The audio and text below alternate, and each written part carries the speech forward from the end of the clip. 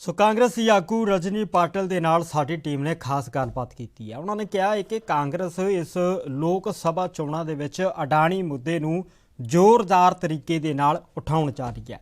ਉਹਨਾਂ ਨੇ ਕਿਹਾ ਕਿ ਸਾਡੀ ਪਾਰਟੀ ਪੁਰਾਣੀ ਪਾਰਟੀ ਹੈ, ਕਾਂਗਰਸ ਦੀ ਥਾਂ ਕੋਈ ਨਹੀਂ ਲੈ ਸਕਦਾ। ਉਹਨਾਂ ਨੇ ਕਿਹਾ ਕਿ ਅੱਜ ਤੱਕ ਪਾਰਟੀ ਨੇ ਪੰਜਾਬ ਤੋਂ ਲੈ ਕੇ ਜੰਮੂ ਕਸ਼ਮੀਰ ਤੋਂ ਲੈ ਕੇ ਦਿੱਲੀ ਤੱਕ ਹਰ ਵੱਡੇ ਲੀਡਰ ਨੂੰ ਬਹੁਤ ਕੁਝ ਦਿੱਤਾ ਹੈ, पर एक बार भी उन्होंने कुछ पार्टी नूं नहीं दिता। तो इस दौरान उन्होंने होर बोलदे की कुछ क्या जानते हैं। जम्मू कश्मीर के इंचार्ज रजनी पाटिल मैम इस ਵੇਲੇ ਸਾਡੇ ਨਾਲ ਗੱਲ ਕਰਨ ਦੇ ਲਈ ਮੌਜੂਦ ਉਹਨਾਂ ਨਾਲ ਗੱਲਬਾਤ ਕਰਦੇ ਤੇ ਜਾਣਦੇ ਨੇ ਕਿ ਕਿਸ ਤਰੀਕੇ ਦੇ ਸਿਨਾਰੇ ਕਿਉਂਕਿ ਅੱਜ ਅਡਾਨੀ ਮੁੱਦੇ ਨੂੰ ਲੈ ਕੇ ਖਾਸ ਤੌਰ ਤੇ ਪੂਰੇ ਵੱਖ-ਵੱਖ ਜਿਹੜੇ ਕਿ ਸਟੇਟਸ ਦੇ ਵਿੱਚ ਅੱਜ ਪ੍ਰੈਸ ਕਾਨਫਰੰਸ ਕੀਤੀਆਂ ਜਾ ਰਹੀਆਂ ਹਨ ਤੇ ਰਜਨੀ ਪਾटिल जी खास तौर पर जम्मू कश्मीर तो चंडीगढ़ विखे पहुंचे हैं।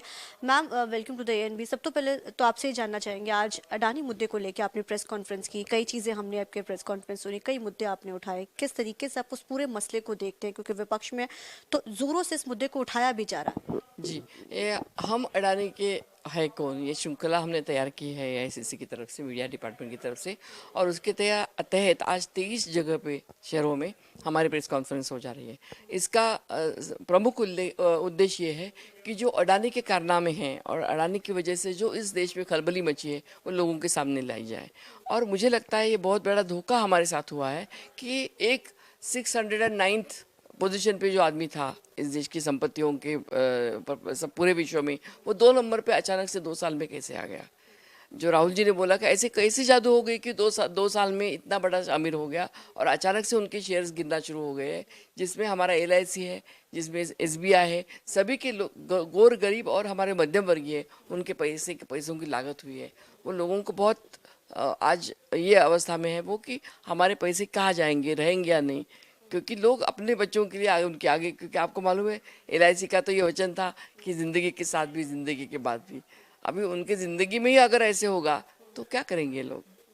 अडानी का जो ये मुद्दा है ये पहली बार नहीं उठाया गया, इससे पहले भी ये मसला उठता रहा है, लेकिन अब इस मुद्दे को बड़ी हाइप पकड़ी। लेकिन आपको नहीं लगता कि पहले भी इस मुद्दे को लेकर कांग्रेस को लगातार उठाना चाहिए था, क्योंकि ये तो पहली बार नहीं, चाहे जैसे ड्रग्स की बात की जाए, जब खेप पकड़ी गई थी बंदरगाह के ऊपर, उस समय भी इस मुद्दे को दबा दिया गया था। लेकिन क्या लगता है कि कांग्रेस कहाँ पे इस चीज़ को इतने उससे, क्योंकि ये तो एक चुनावी हम कह सकते हैं कि क्योंकि चुनाव है लोकसभा के, तो ऐसे में ये मुद्दा सबसे अहम है, तो आपको नहीं लगता इसको पहले से कांग्रेस को लेकर चलना चाहिए? नहीं, ये मुद्दे को हम हमेशा लेके चले हैं, लेकिन हमारी आवाज़ चाहे आप बोल सकते कम पड़ रही है।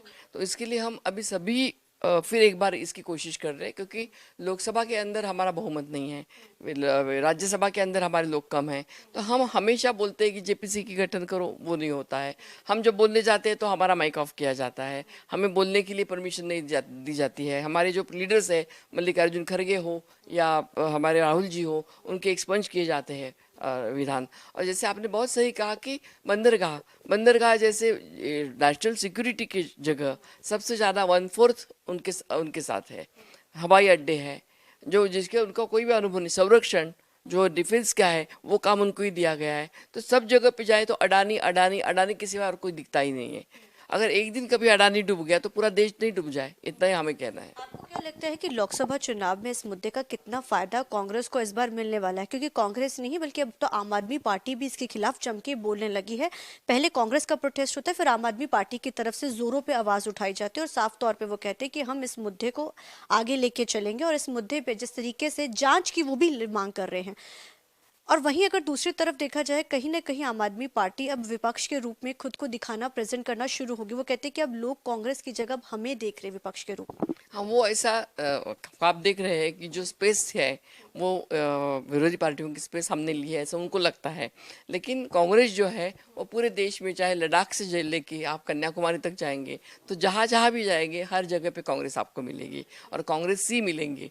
और मुझे लगता है कि आम आदमी पार्टी को, जैसे आपने देखा होगा हिमाचल में उनका क्या रिजल्ट आया, हिमाचल में 0 सीट्स। जम्मू कश्मीर के कल ही मैंने अभी बताया कि जम्मू कश्मीर के जो आम आदमी पार्टी का जो पूरा का पूरा यूनिट रिज़ाइन किया, जो और वो सब अपना पैंथर्स पार्टी में रिवाइव कर रहे हैं। तो मुझे लगता है कि ये उनका ख्वाब है, दिन का ख्वाब है। यहाँ पे भी पंजाब में जब मैंने यहाँ लोगों के साथ बात की, लोगों को बहुत बड़ा निराशा हुई है कि जिस आशा से उन्होंने आम आदमी पार्टी को चुनकी दिया था, हर एक नए गफले आ रहे हैं, हर एक भ्रष्टाचार के किस्से सामने आ रहे हैं, तो लोगों को लग रहा है कि हमने किस कारण से उनको दिया और क्या हुआ। तो तो मुझे लगता है कि नेशनल पार्टी करके कांग्रेस ही इस देश में काम करेगी। ये मुद्दा बहुत लोकसभा में ये मुद्दा कहीं ना कहीं विपक्ष के बहुत फेवर में जाएगा जिस तरीके से अडानी को लेकर, या फिर इस मुद्दे को आने के टाइम, क्योंकि टाइम के साथ चीजें एकदम वॉश आउट होती चली जाती हैं। बिल्कुल, वो हम जागरूक रखेंगे और लोगों को जैसे आगे चल के उसका अनुभव आएगा। जैसे 2-3 साल से ये मुद्दा चल रहा है, मैं यहाँ पे ही आई थी प्रेस कॉन्फ्रेंस करने के लिए, तो बंदरगाह के यहाँ पे जो ड्रग्स मिले उसके लिए हमने किया था। अभी आज इसलिए आए, अडानी के मुद्दे पे आए, ये और इश्यू बढ़ता जाएगा। हमें यही कहना है कि हर कोई छोटी चीज़ के लिए ईडी, सीबीआई सब लगाती है गवर्नमेंट, छोटे छोटे आदमी के लिए भी। और खास तौर पे एक वॉशिंग मशीन उन्होंने रखा है, जो आता है वॉशिंग मशीन में बीजेपी को उनको साफ के सुथरा किया जाता है और उनको क्लीन चिट दिया जाता है। और जो नहीं आते हैं, जो नई बाज आते हैं उनको फिर ईडी लगाई दी जाती है। उनको इतना परेशान किया जाता है कि वो फिर परेशान होकर एक तो घर में बैठे या तो उनके पार्टी से बाहर जाएंगे। देशना गल करेंदले रजनी मैम जिन्होंने कई मुद्दों के ऊपर जानकारी दी। कैमरामैन विनोद दिनाल, चंडीगढ़ तो अमनप्रीत कौर।